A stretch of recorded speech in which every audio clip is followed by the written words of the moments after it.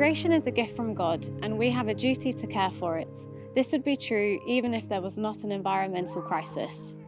Pope Francis reminds us that our bodies are made up of the elements of the earth and that we breathe and drink the products of the earth. In other words, we have a relationship with the earth which is intrinsic.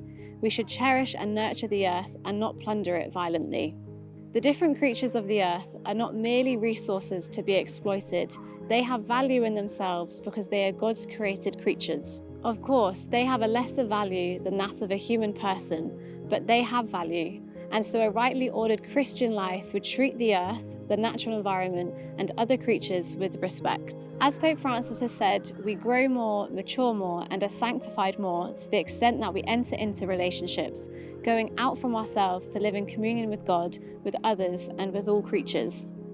Quoting St. Thomas Aquinas, Pope Francis notes that it was through the intention of the Creator that the whole variety that we see in the creatures of the earth came about. St. Thomas Aquinas wisely noted that multiplicity and variety come from the intention of the first agent who willed that what was wanting to one in the representation of the divine goodness might be supplied by another, inasmuch as God's goodness could not be represented fittingly by any one creature. Hence, we need to grasp the variety of things in their multiple relationships. We understand better the importance and meaning of each creature if we contemplate it within the entirety of God's plan. So our duty to respect creation is not in doubt, and the Church has been reminding us for more than 50 years that there is a particular urgency to care for the natural environment in the modern age. And Pope Francis has stressed the urgency time and time again and called upon political leaders to act. But the Church also reminds us that the results of environmental crises are linked with how we live our lives and how we view our lives. John Paul II wrote, "Equally worrying is the ecological question which accompanies the problem of consumerism and which is closely connected to it. In his desire to have and to enjoy rather than to be and to grow, man consumes the resources of the earth and his own life in an excessive and disordered way." Our personal responsibility to care for creation is often downplayed, but fulfilling that responsibility is not only important for our own sanctification, it has social effects in promoting the common good too. Pope Francis referred to this in the Laudate Si when he wrote, "We must not think that these efforts are not going to change the world. They benefit society, often unbeknown to us, for they call forth a goodness which, albeit unseen, inevitably tends to spread. Furthermore, such actions can restore our sense of self-esteem. They can enable us to live more fully and to feel that life on earth is worthwhile." Indeed, we can think of environmental challenges as matters of intergenerational justice. What right have we to consume in such a way that it damages the prospects for future generations? Again, as Pope Francis wrote, we can no longer speak of sustainable development apart from intergenerational solidarity. Once we start to think about the kind of world we are leaving to future generations, we look at things differently.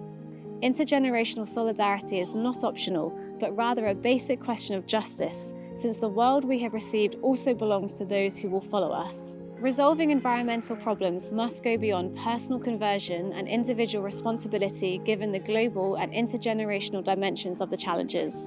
The promotion of the common good in this area requires political action to protect our common home, including international political action. People differ on the best approaches when it comes to deciding how politicians should respond. Not every proposed way of reducing carbon emissions, for example, is prudent. And again, as Pope Francis has said, solutions are often proposed which benefit commercial and political interests rather than effectively promoting the change that we need. And we should not fall prey to the technological paradigm whereby we assume that technology will rescue us, solving one problem at a time, whilst we do nothing about our lifestyles. The Church supports international cooperation. Nations must work together in order to address environmental problems. We must not forget this at this time of heightened international tensions. And though the Church states clearly that there are limits to private property when it comes to environmental goods, there are many environmental problems that can be addressed by promoting better governance, ensuring that those who use environmental resources pay for them, and the better promotion and protection of property rights. In many highly forested countries, the vast majority of deforestation is caused by illegal activity. And as Pope Francis wrote in his encyclical Fratelli Tutti, everyone loves and cares for his or her native land and village, just as they love and care for their home and are personally responsible for its upkeep. The common good likewise requires that we protect and love our native land. Otherwise, the consequences of a disaster in one country will end up affecting the entire planet. All this brings out the positive meaning of the right to property. I care for and cultivate something that I possess in such a way that it can contribute to the good of all. The urgency of environmental crises and their complexity mean that Catholics in public life must take them very seriously. We need to recognize the interconnection of different disciplines, economics, moral theology, politics, and environmental sciences to come to a prudent judgment about how we care for God's creation.